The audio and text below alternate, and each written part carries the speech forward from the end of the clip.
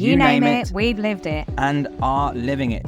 Brits moving from the UK all the way to Australia with not a pot to piss in. A whirlwind romance sparkled on Tinder. 3 months in, pregnant, starting 2 now successful businesses through COVID. To another 2 new businesses post-COVID, whilst juggling 2 young, spirited children. Living worldwide, travelling and pure hustle. We are nothing short of batshit crazy, but motivated as fuck. We are here to tell you our story, inspire, teach, and probably scare the crap out of you. Uncut, raw and real. Welcome to Business, Babies and Banter with Henry and Jade. Welcome to episode 5 of Business, Babies and Banter. I'm Jade. And I'm Henry. And in this episode, we are going to be taking you through surviving and thriving during the C-bomb. The C-bomb. We say can't, but we don't say COVID. Henry. Hey. But no, seriously, while people were in fear for their lives and they were sat at home and they were like, you know, it's freaking out, just going to get a coffee, we were squirreling away, back against the wall as always. Back against the wall. It was like we have a baby, and if we don't do something, we will not be able to eat. We will not be able to support our family, and we have no backup and no finances, and we had to do something. Yeah. So I guess, you know, for us, the mindset, without getting political, was we were very much felt hard done by, given the last episode and the situation that we were in, but we had to pivot. We had to really find a way to survive, like Jade said, and also to get the fuck out of Victoria. So maybe we'll start with that, because that was the first thing, wasn't it? Well, we stuck it out for a bit. So in effect, the salon eventually, as we left on the last episode, it closed. So which was actually a relief, right? We were like, Jesus Christ, like just trying to find things to do when we had no clients was pretty difficult. And then, you know, they had that bloody job keeper or job seeker, whatever it was, that kicked in, and like, look, it was next to nothing, and we actually only had one ABN between the 2 businesses, which as soon as we could, we were like separate ABNs, because we were only getting one lot of funding and we had 2 businesses, so that was challenging. But Melbourne was totally closed. It was one of the hardest lockdowns in the world, and I don't know if anyone remembers, but in the beginning Sydney was actually opened quicker. It didn't hit them as hard for whatever reason. And so that's when we came together, bearing in mind we had 24 hours a day to work on this, because we had nothing to do. We didn't work from home. We couldn't. We were doing nothing. Everything that we had in terms of hair and makeup and the salon was completely put on pause. And so we were just desperately finding ways that we could pivot and survive. Yeah. So we looked into operating and doing exactly what we did, but in other states. So the great thing is, which we didn't realize at the time, but we've got a business model that you can pick up and implement anywhere in the world and any state. Provided you've got hair and makeup artists, you'll be good to go. So, and also Zoom. So I don't know if anyone remembers, but Zoom wasn't a thing, really. Like, no one used it. It was around, but no one used it. And so we jumped on that bandwagon because every other person was using it to connect with people. And with Privé hair and makeup, the great thing is, you know, hairdressing. So we're talking about cutting, colouring. You cannot, in my opinion, employ someone unless you actually see their work being done live. Like, you need to do a trade test, which is how we still do things today. But when we're talking about hairstyling and makeup, which is what Privé actually evolved into. So I stopped colouring at this point because I was in the salon. And we just decided we were just going to focus on hairstyling and makeup. When we're talking about that, if someone has a great portfolio, they present well on a Zoom interview, and they have evidence of their work, you could basically take them on. Yeah. They're a contractor. You're not tied to them. There's not much obligation. And anything that they do to the client, hair and makeup wise, can be undone. So it's not a risk. And that's how we started Sydney. Yeah. So we were looking through Instagram, going through Sydney makeup artists, Sydney hairstylists, looking for artists that would be good enough to work with the team and represent. We'd reach out to them, we'd send them an opening message, we'd tell them a little bit about what we do in Melbourne, and we're expanding to Sydney. We sold the dream, we sold the picture. And then we began setting up Zoom calls with potential artists. And at this time, we didn't have any clients in Sydney. We weren't doing anything in Sydney, but we knew that we could turn the tap on through Google ads, through our way of advertising, which we'd worked in an events industry. People look for a service when they have an occasion. So unlike a salon where clients generally go 3, 4, 5, 6, 7 times a year, depending on their service, with hair and makeup, it was very much occasion specific. So Google for us, and even today, is still the number one source of our revenue and our leads, because people look for a service when they need it. Yeah. So we built the team in Sydney. I think we had about 4 or 5 at the time, got them going, inducted them, contracts, which we had to go through all of that sort of the learning process of building a team remotely. Yeah. And it was a huge learning curve. But you know what? For us, it was like, we weren't making loads of money in Melbourne, but we'd started something and we weren't able to continue. And so Sydney, we don't need to pay anything to do this. We set up a GMB, a Google My Business page, minimal ad budget. And we were able to, set up a team. And it was like, well, what have we got to lose? Nothing. We were literally struggling to survive. And during this whole process, by the way, everyone, yours truly here was learning how to really get in the zone, which now he's a master at, by the way. So much so that clients think he's a hairdresser. It's very annoying. It's Henry doing my hair. But yeah, so I'd be answering the phones and we were starting to get a few clients, Sydney clients. We're like, oh my God, a Sydney client. And so I'd answer the phone, like, listen to me, Henry. Hello, Privé Hair and Makeup, Jade speaking. Yes, so tell me a little bit about your hair. What hair length do you have? Is it to the collarbone? And then I'd be like, right, next phone call, you give it a go. And then Henry would be like, miss half of what I said. I'd be like, oh my God, you didn't get any of this information. But it was a really good way to actually train before we got super busy and big. Henry really refined that whole system and procedure, and just even inducting the staff, like, we dominate in recruitment now. Not only because we have a brand and so many people want to work with us, but because the whole process is so refined, isn't it? Like, you've literally interviewed hundreds and hundreds of people, but in this process, everyone wanted to work. It didn't matter if we didn't give the perfect or provide the perfect interview. Yeah, I mean, I guess the only artists that don't really or aren't really interested in working with us are the ones that are so busy that they don't need extra work.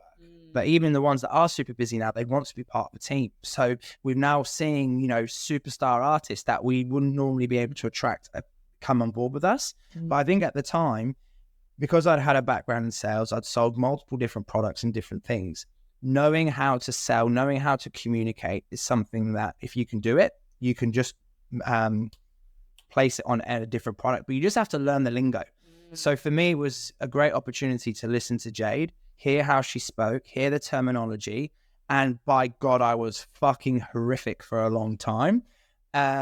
Promising clients, saying the wrong terminology, talking over promising, under delivering, which should be the inverse. Just some mistakes in there, but eventually, it got to the point where it started to click. And of course, now the rest is history. I still now, when I take over and do some bookings for the bookings team, still number one, still do higher revenue. Cody, you know it. Yep.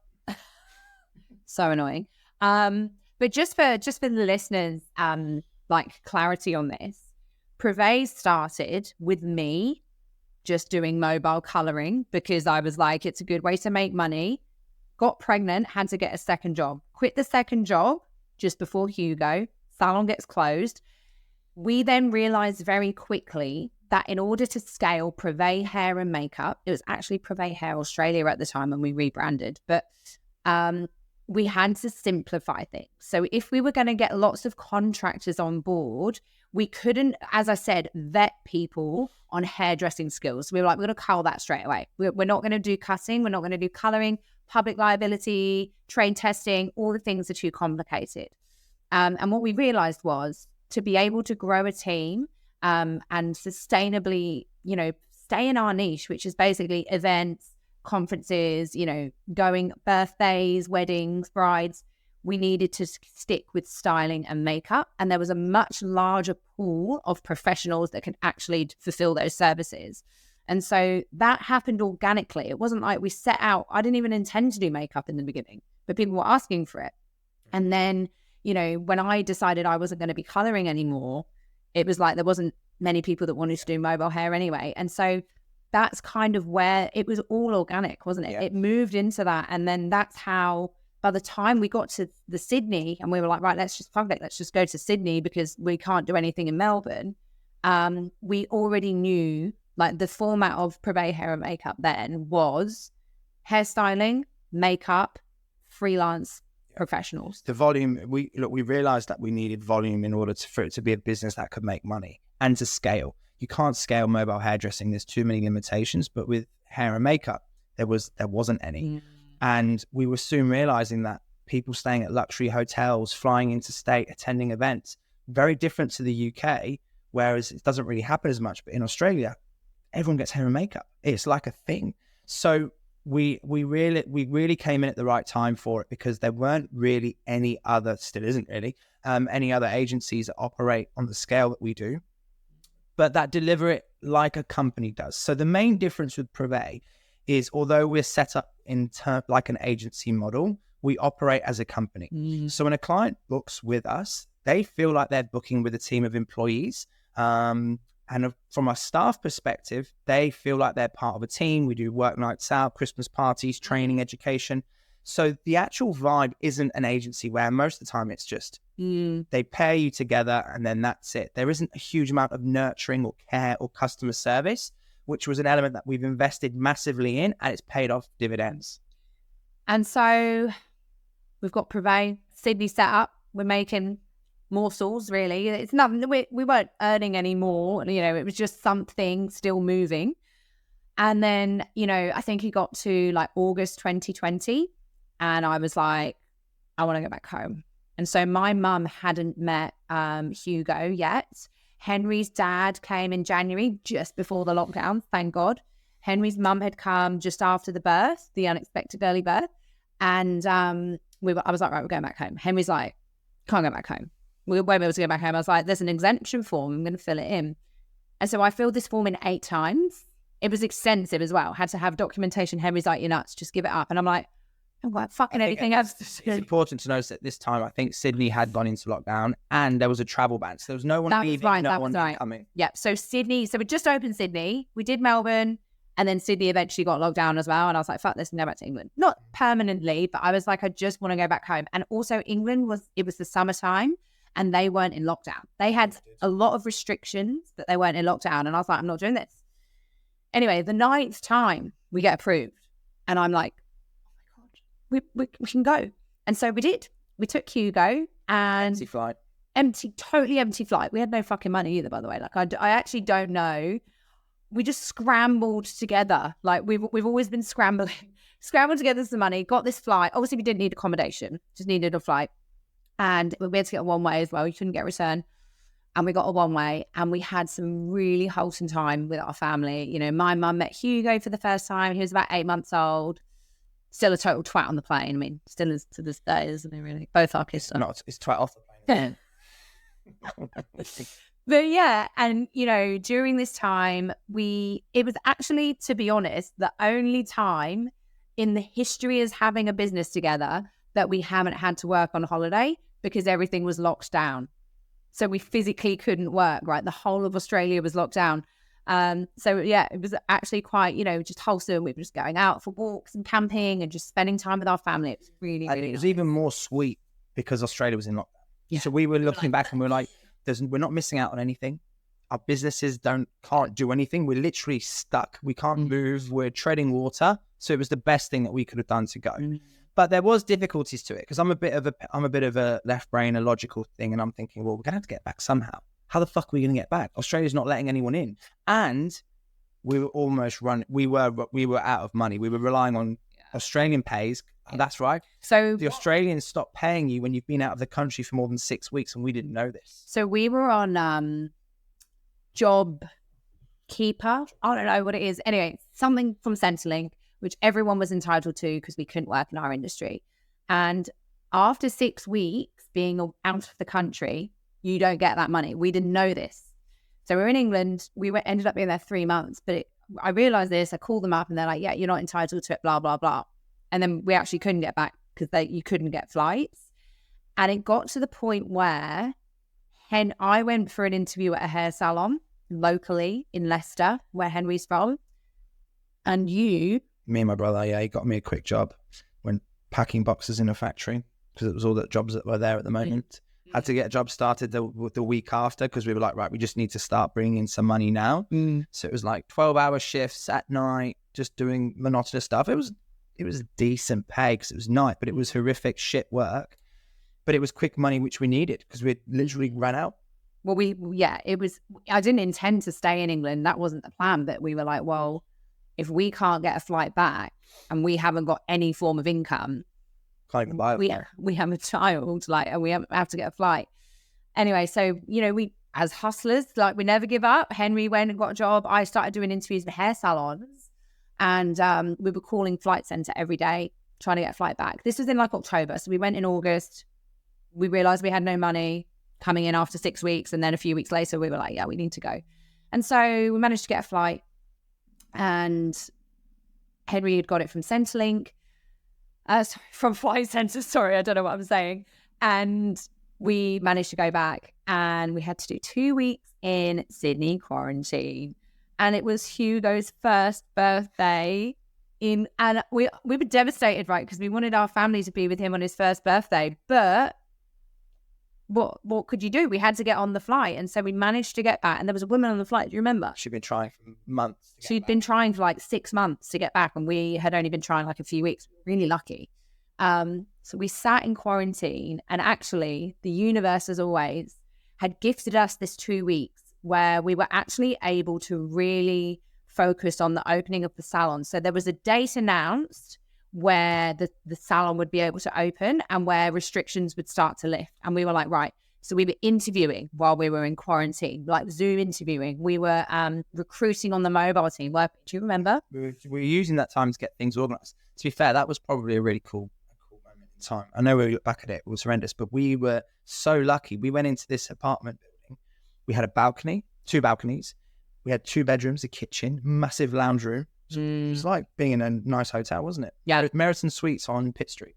However, the food was horrendous. It was like worse than what you would get at a fun fair. I don't know. Like we just ordered food from Coles and cooked it ourselves. We'd do like mini workouts. It was, we made the most of it. We read loads of books. Hugo was obviously quite young, so he was still sleeping like twice a day, I think then. And we just caught up, loads of sleep. And we were we prepared for the opening of the business. And so fast forward, we get back to Melbourne. The salon's open, but the salon was tough. The salon was like, it was busy the first few weeks, but it was almost like the surge of people that were waiting to get their hair done. And their hair was all fucked as well because they've been colouring it at home. God forbid, all like these dodgy home jobs. But then it withered away really quickly, didn't it? Do you remember? Yeah, we when it started off, obviously we had some big weeks, but then it was really quiet. And there was also there were some people that didn't give a fuck and just wanted to go out and live life like normal. But I think there was probably a good 40%, 30% that were still very scared and weren't going out, weren't going to salons, social distancing, all that sort of stuff. So being in a city location, what's the busiest place that you can visit? The city. So the city was struggled to get off the ground the quickest after it opened because people were reluctant to come in. They weren't using trains, they weren't using trams, and therefore people were just staying in their local area. So we were handicapped in many ways, but we just had to struggle through. And unfortunately, with our partnership with Miss Fox, we were also quite restrictive to how we could advertise and how we could do certain things. So our hands were tied a little bit. In the sense that we were just trying to do the best we could with the hand we had been dealt. And all during this time, the mobile business was actually doing quite well because there was a backlog of brides that couldn't get in with their usual people in Melbourne and Sydney. And so, Sydney and Melbourne opened and we were like, oh my God, we've got like nationwide business. This is so cool. We were the only company that could facilitate these weddings of these women that had been cancelled, rescheduled. And we were like, it was probably the peak of what we'd ever experienced ever for the mobile business. Well, it was because until February the 13th, the day before Valentine's Day, we got locked down again And we had to have some very, very difficult phone calls with brides. Do you remember? I do. It was really bad. Yeah. Really bad. Yeah. But they knew it too. Yeah. They knew it too. But I think we forgot to say about the Brisbane and Perth, because I think that was while we were overseas. No, it wasn't. It wasn't. It was when that second lockdown happened. This was the second lockdown national. No, it wasn't national. Just Melbourne and Sydney. Melbourne and Sydney went back into lockdown, and that's when we were like, okay, we've seen great success. We've done Melbourne, we've done Sydney. Let's take it to Queensland and Perth. And that's when, actually, it was Queensland first, and then Queensland got locked down again, and then Perth was the final place that we opened. So basically, during every lockdown... COVID just chased us wherever we went. Yeah. But every single lockdown, especially once we'd done it once, we were like, we can do this. We have to do this, you know? And the salon, I don't know if anyone lived in Melbourne or knew about it, but I can't remember how many times we got locked down. But it was probably about 5, 6, maybe even 7 times, just in and out for sometimes 2 weeks, sometimes 3 months, and then back in. But yeah, so Sydney and Melbourne went down again early February 2021. And then we were like, right, let's do the Gold Coast and Brisbane. So did the same thing, didn't we? Same thing. And I think at the time we had the confidence knowing that we could do this. And when you're approaching new candidates to say we operate in Melbourne, Sydney, Brisbane, it gives you a bit more credibility. So we were now coming across as actually a big brand, even though with COVID, we were still generating very little revenue some months. And we had nothing to lose. It was like, we got nothing. You got nothing to lose. We had no money. It was just like, we're just chasing the opportunity where we could make money. Do some interviews, set up a GMB and hope for the best. Yeah. But I think, looking back at it now, at the time, we didn't realize this is what was happening, but we put ourselves in a position where we scaled to national level. Now, had states been open and operating like normal, we would not have had the time or the ability to scale, because it's a huge amount of time in terms of researching artists, interviewing, trade testing, getting them on board, going through that entire onboarding and nurturing process of new staff is literally impossible to do when you don't have a team and things are opening and normal, like busy. So it was a blessing in the sense that COVID gave us the opportunity to scale nationally. And as Jade said, when everything did eventually open up again, we were at a point where we had 4 states bringing in huge amounts of interest and business. And we had to really change and adapt our systems and procedures to handle the volume and the demand. But before that, sorry, it was my always jumping ahead and pissing me off. It was my 30th birthday, and we had planned. So at this point, Melbourne was out of lockdown again for like a short period. My birthday was the 21st of July, obviously 30th, big birthday. We had a little Hugo. And we'd planned to have this amazing weekend in Port Douglas with all my friends, paid for, got this massive house. And we winged it because we went into lockdown the day before and they said from midnight tonight, no one can leave 5 radius, no one can fly. And so I go home in tears from the salon. I'm like, not only is the salon closed again, but my birthday's finished and I'm 30 and this is so unfair and I've had enough of this life. But our flights didn't get cancelled. So Henry's like, let's just go. Let's just turn up in the morning. I'm like, what do you mean? They're going to turn us away. And he goes, well, we haven't had a flight cancelled. We called Jetstar to check. He goes, keep your bags packed. We're just going to go. Anyway, we went. We were like the last flight into the Gold Coast. And when we got there, they were like, you're bloody lucky because we've just closed the border. And it's an AFL team. It was an AFL team that were interstate that had to fly back. That's the reason they kept the border open, to bring the team home. So we went to Port Douglas. We were one of 4 people on the flight. So everyone else had stayed at home and thought, I'll abide by the rules like a good little boy. And if they'd have just gone to the airport, they'd have got their holiday. Yeah. And while we were there was some lovemaking, and Harperini was conceived. We obviously didn't know until 4 weeks later. But yeah, little Harperini was conceived and we were still in lockdown. And my thing in my head was like, I'd love another baby, but we don't know when we're going to come out of lockdown, so may as well just have one now. Like, there's nothing to do. And then, of course, so this was in July. We didn't come out of lockdown in Melbourne until October 21. Yes. But by that time, because I decided not to be vaccinated because I was pregnant. And so I was then told, when we did reopen in October, I couldn't go to work anyway. And we had a huge upheaval of the staff couldn't go to work because some of them had only had one jab. We won't get into the politics too much, but Australia was hectic, wasn't it? It was really, really hectic. And so we decided, well, if I can't work, why would we be here and not have any support? The mobile business we can run completely remotely. The salon, I can't physically be there anyway, so I have to do it remotely. So we're going to pack up our house and go back to England. And we did. Did we? What do you mean? This is such a blur of going back in time during COVID.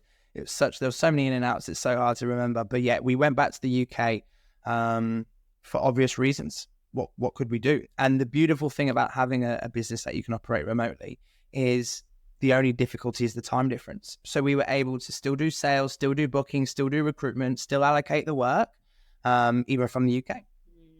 So yeah, the salon was very busy. Obviously, I was pregnant, so we left it. I think we left in February 2022, and Harper was due in April 2022. And it was an experience. Like, you know, I feel like that's when we really stepped into entrepreneur life of actually managing a business and managing teams without being on the tools, without being the person pushing the pedals, like actually instructing, guiding, leading other people to help support your business. But in the next episode, we are going to go into not only living in England and running our nationwide business remotely, that still was making no money, by the way, running our salon remotely, having another baby, but also living in Bali, because we just love the stress and the exciting life, don't we? We certainly do. No, it's a very interesting next part of the journey, because it's definitely the transition, I feel, from the struggle to the start of the success. Thank you so much for listening, guys. Stay tuned for England and Bali and another baby. Take care. Thanks for listening. And hopefully laughing. Be sure to leave us a review. And if you're into the madness, check out the links below to follow our day-to-day journey. Stay tuned for the next episode.